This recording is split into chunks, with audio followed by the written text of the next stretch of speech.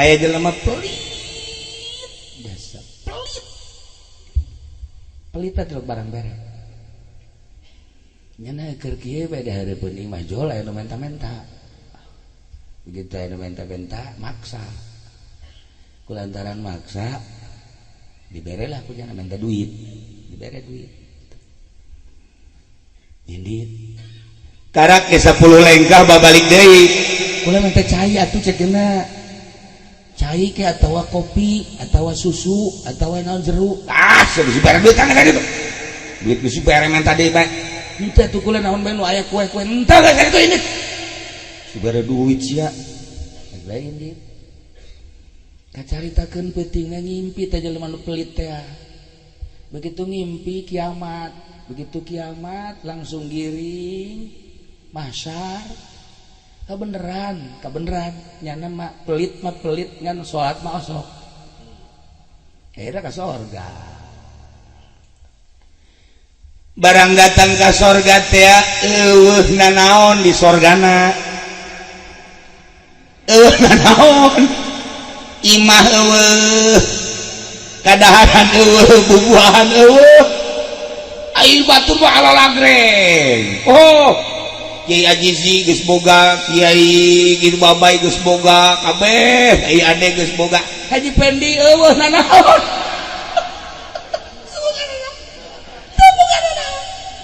ya Allah ya Rabbi nyana lulumpatan ka dieu itu hese eueuh nanaon akhirnya kan nyana bebeja ka pagaweana malaikat ayeuna naon ieu surga kota sesuai aja nu diucapkan ku Kangjeng gitu cenah cak Kangjeng di surga mah serba aya kok itu batur ala lagreng kendaraan mewah pakaian indah bidadari ngabereleng bubuahan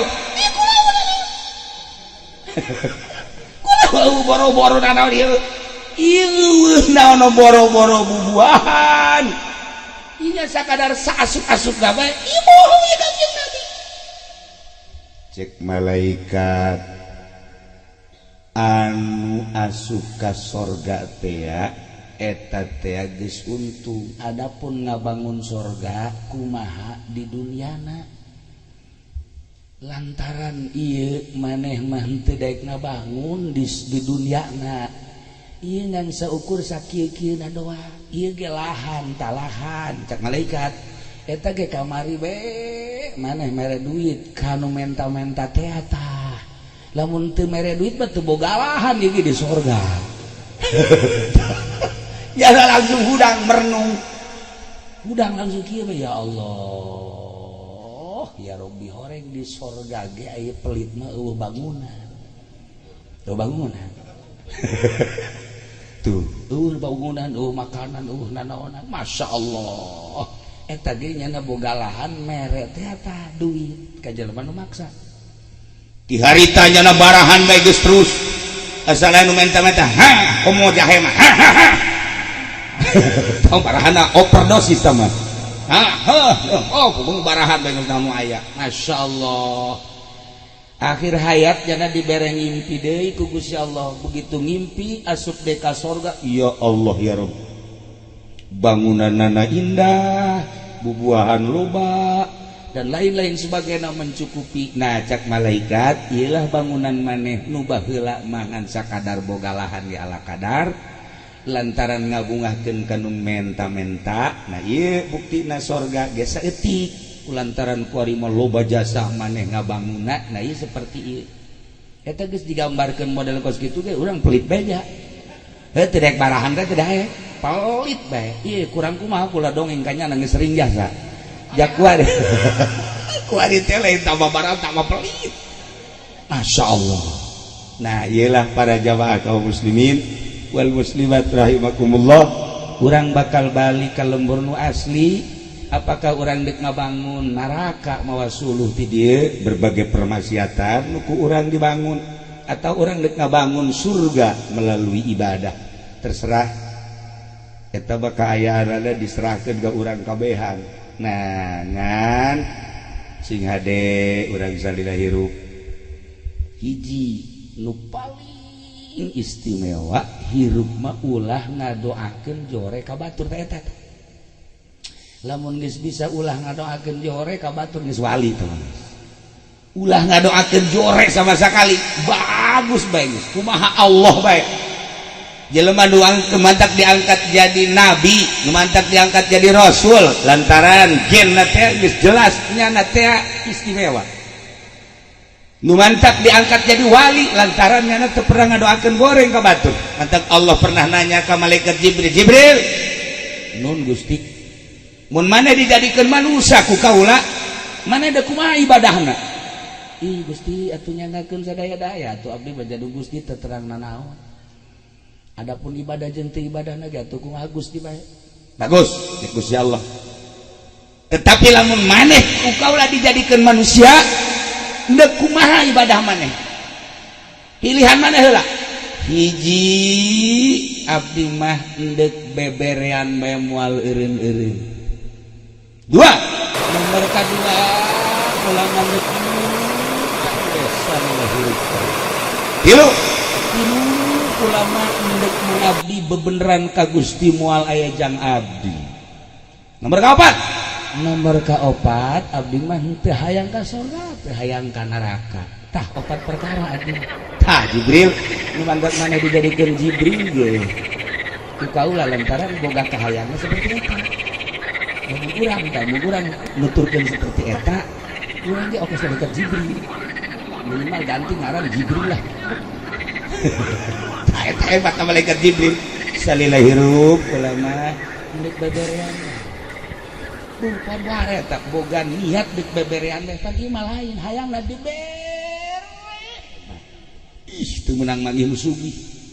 Asal manggih nu sugih bae haju bae, nyieun bae nyen proposal. Bangkawarahnya sih. Nah, ieu urang ulah ngadoakeun goreng. Baheula di Mesir aya hiji sepasang ustaz jeung ustazah magahan ngaji susah, suami istri susah.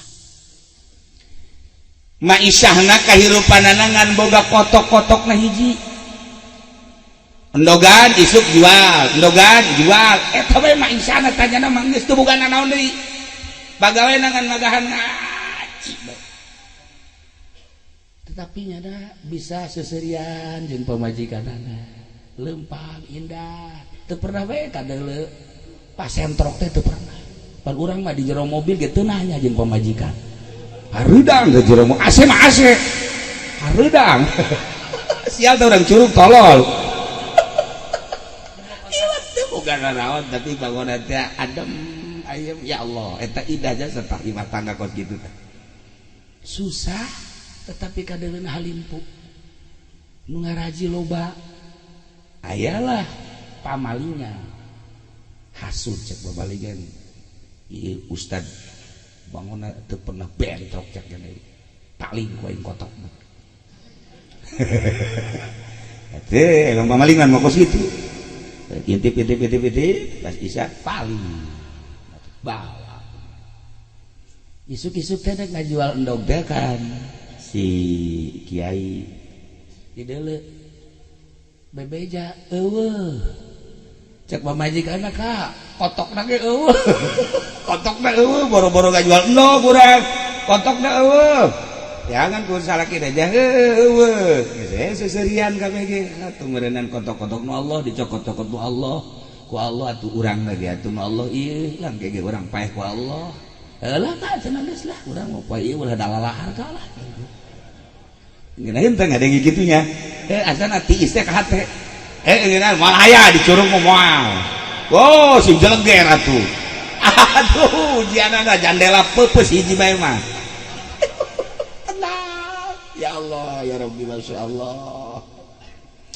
geus tenang tentrem lantaran jelema mah lamun pasrah ka Allah janji Allah bakal ditaekeun bakal diangkat diisuk doang ka lohor ka asar Masya Allah begitu asar aya deui nu mere kotok cak sakawal mah 10 cak sakawal mah 100 nya mah geus tenang-tenang bae tinggal pamalingan kuari cek pamalingan deh aing lah. Ya, ustad tinggal ustad pencit baik sia. Kotok dipencit. Bismillahirrahmanirrahim. Maling biasa mencit kotok mah bismillah.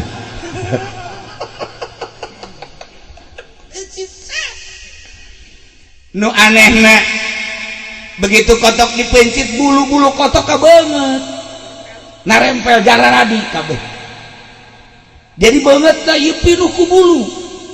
Masya Allah cabutan jadi deui harita kene cabutan jadi deui ka dokter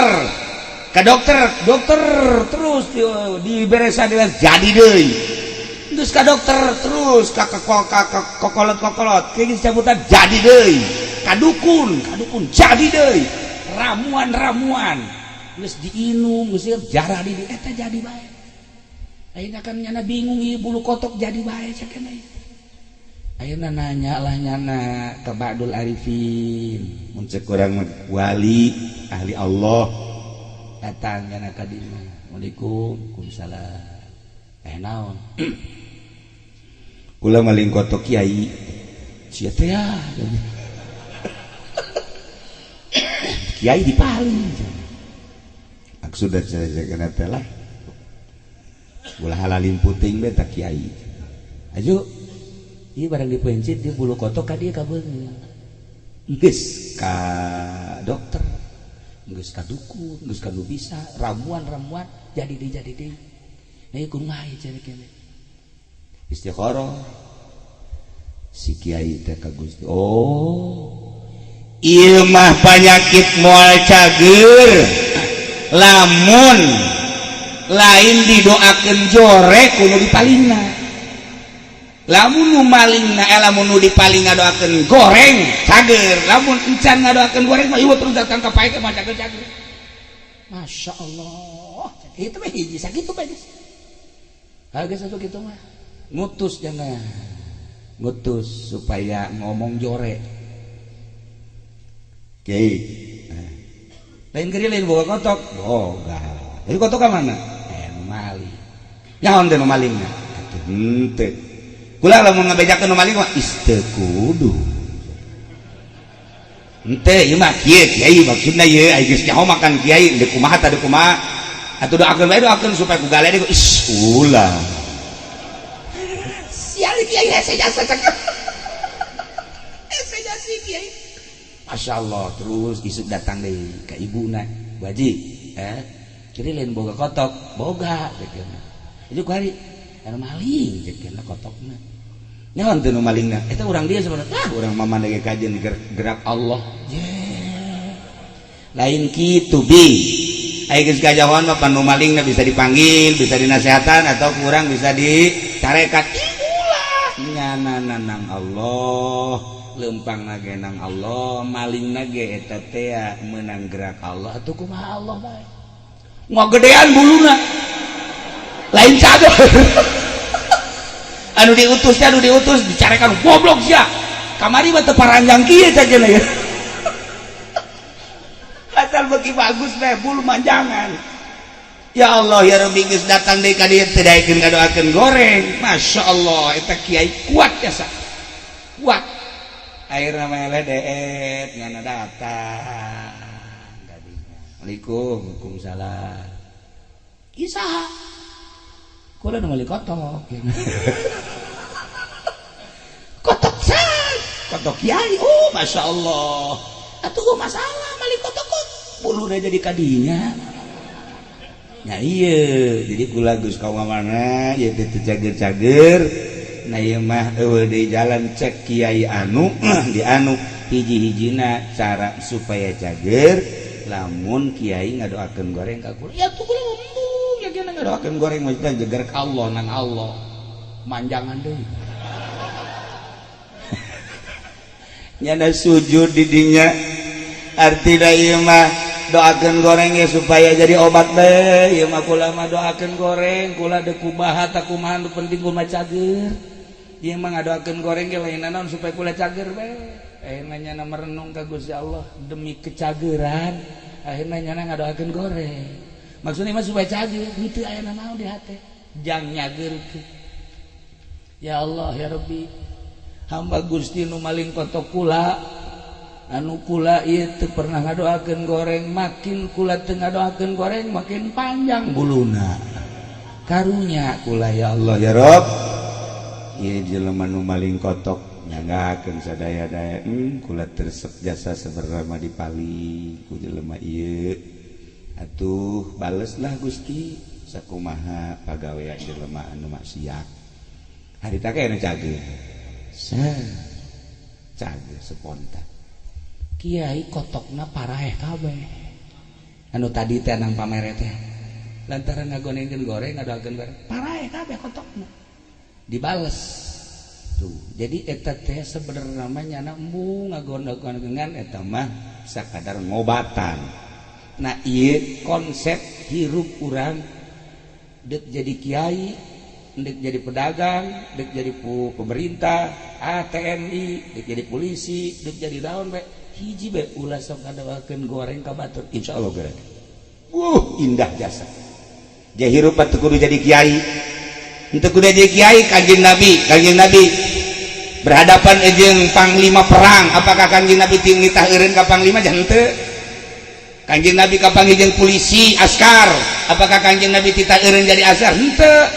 Kanjeng Nabi kapanggih jeung petani sugan Kanjeng Nabi nitah eureun tani henteu. Kanjeng Nabi kapanggih jeung pedagang sugan Kanjeng Nabi nitah eureun dagang henteu. Ban Kanjeng Nabi mah mangga kabeh nu penting takwa ka Gusti Allah sebab etalah bekal jang bahan balik ka lembur asli. Urang jadi polisi sing jadi polisi nu takwa sebab polisi ge bakal paeh. Urang jadi TNI sing jadi TNI nu takwa sebab bakal paeh. Urang jadi pedagang lah nu takwa sebab bakal paeh. Urang jadi kiai lah nu takwa sebab bakal paeh. Di kiai kalau nu teu takwa. Kiai. Jadi itu di Lampung. Di Lampung mah teh. Sarua KTP-na orang pondok eta. Sarua. Nah iyalah. Jadi urang kuari berusaha jadi jelema anu takwa ke Allah dengan posisi anu geus diatur ku Gusti Allah. Kula sok dongeng di zaman Tuan Syekh Abdul Qadir aya seorang tentara datang. Waalaikumsalam. Cek tentara. Kula kabita jasa ka Tuan. Aya gitu. Asana ngeunaheun jasa hirup Tuan mati majlis ka masjid ka imah, di majlis ka masjid ka imah, ngaji zikir maca kitab, ngaji zikir ngeunaheun amat. Ai maneh naon? Ulama ieu keur perang melawan tentara Mongol di perbatasan. Tuan Syekh Abdul Qadir langsung tungkul tangga seri. Cik Tuan Syekh Abdul Qadir buat teuing ka sorga heulaan ente daripada murid-murid kula. Nyana kaget. Kok bisa gitu? Masyarakat Baghdad bisa tenang lantaran anjeun ngahalangan musuh-musuh. Dengan anjeun berjibaku menghalangi musuh, yai, pedagang, umat tenang dengan memberikan ketenangan bangsa. Anjeun leuwih ti heula ka sorga. Tuan Syekh Abdul Qadir geus ulah eureun jadi polisina. Geus ulah eureun jadi tentarana, nu penting tentarana lillahi taala. Nganeangan coba ge di Indonesia tentara nu lillahi taala. Coba neangan anu polisi anu tasawuf. Atuh aya loba henteu. Aya polisi nu tasawuf anu mah digeleng kahujanan kitu, polisi tidur.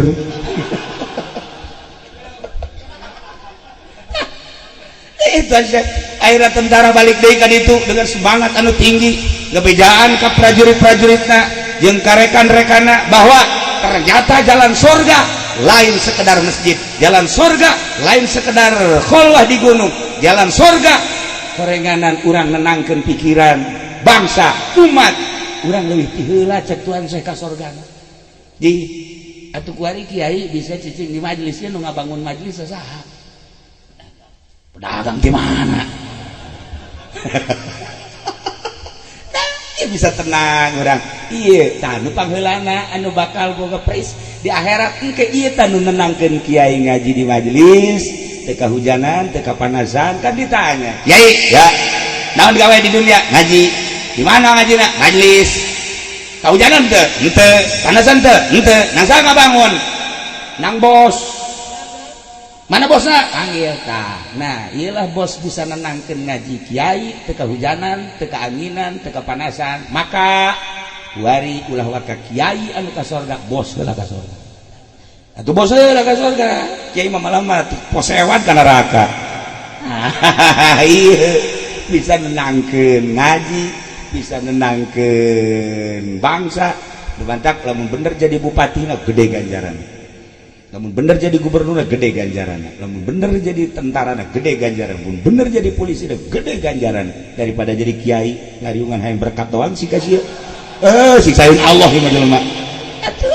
Nah itulah para jamaah kaum muslimin wal muslimat rahimakumullah posisi urang ulah dirobah sebab eta nang ngatur Allah pasti tergantungan menyangkut ana hikmah aya hikmahna geus urang ala hikmahna nu penting posisi urang di mana jadilah nu bagus jang bekal jaga balik ke alam barzakh. Para jamaah kaum muslimin wal muslimat rahimakumullah kos kitulah sepanjang hirup urang lamun ngadenge zaman Belanda terus zaman Inggris zaman Nippon kemudian zaman kemerdekaan kuari zaman kieu bae zaman mah terus bae ke tenang ke kacau ke hareuda ke tiis ke mahmud ke depisit atuh kieu bae dibantak hiji jelema nu tentrem mah jelema nu deukeut ka Allah urusan kahirupan dunia mah diaturna ku Allah geus urang serahkeun ka masing-masingna nu penting urang aya dina ridho Allah subhanahu wa ta'ala. Urang doakeun negara urang mudah-mudahan jadi negara nu tentrem pemimpin-pemimpin urang dibere araradi dibere jalan lujur ekonomi supaya mapan deui politik supaya stabil deui pendidikan supaya mapan deui. Doa nu kadua mudah-mudahan almarhum almaghfurlah Kiai Haji Abdul Halim di jero kuburna dihampura dosana dilegakeun di kuburanana dicaangkeun di kuburanana dibere kanikmatan kubur ku Gusti Allah kitu kede Muhammad Ridwan sami-sami mudah-mudahan aya dina ridho Allah subhanahu wa ta'ala. Dulur-dulur urang kabehan bapak urang bapak kolot urang anak urang tetangga orang geus ka alam barzah sami-sami urang doakeun mudah-mudahan dihampura dosana dilegakeun di kuburanana dibere kana kanikmatan kubur ku Gusti Allah. Urang nu geus hirup keneh mudah-mudahan husnul khotimah balik jaga ka alam barzah di akhirat urang aya di bawah naungan bendera Kangjeng Nabi urang Kangjeng Nabi Muhammad sallallahu alaihi wasallam. Sakitu bae ala kadar mau izo dina malam ieu renungkeun ku urang kuari keur ngumbara bakal balik ka lembur nu asli imah nu kuari imah sementara nu asli imah urang di kuburan nu eueuh lampitan eueuh asean eueuh kamaran eueuh sakitu da tetapi urang bakal balik ka ditu dibarengan ku amal urang. Bangunlah sorga ku urang melalui ibadah-ibadah urang tambahan ku keyakinan anu optimal supaya bener-bener mencrang hate urang nempo ka alam akhirat. Allahumma shalli wa sallim ala sayyidina Muhammadin fil awwalin wal akhirin wa barik wa sallim wa radhiyallahu ta'ala an sadatina ashabi sayyidina Rasulillah ajma'in. Ya Allah ya rabbal alamin Allahumma arham ummata sayyidina Muhammad Allahumma ajbur ummata sayyidina Muhammad Allahumma aslih ummata sayyidina Muhammad Allahumma farrij an ummati sayyidina Muhammadin sallallahu alaihi wasallam Allahumma anfa'na bima 'allamtana wa 'allimna ma yanfa'una wa zidna ilman wa yaqinan wa zidna ilman wa yaqinan wa zidna ilman wa yaqinan walhamdulillahi ala kulli hal wa na'udzu billahi min kulli hali ahli an-nar Allahumma ighfir lahum warhamhum وعافهم واعف عنهم وأكرم نزلهم ووسع مدخلهم وأبدلهم دارا خيرا من دارهم وزوجا خيرا من زوجهم ربنا تقبل منا إنك أنت السميع العليم وتب علينا إنك أنت التواب الرحيم صل وسلم على جميع الأنبياء والمرسلين والحمد لله رب العالمين. wallahul muwaffiq ila aqwamit thoriq. Assalamualaikum warahmatullahi wabarakatuh.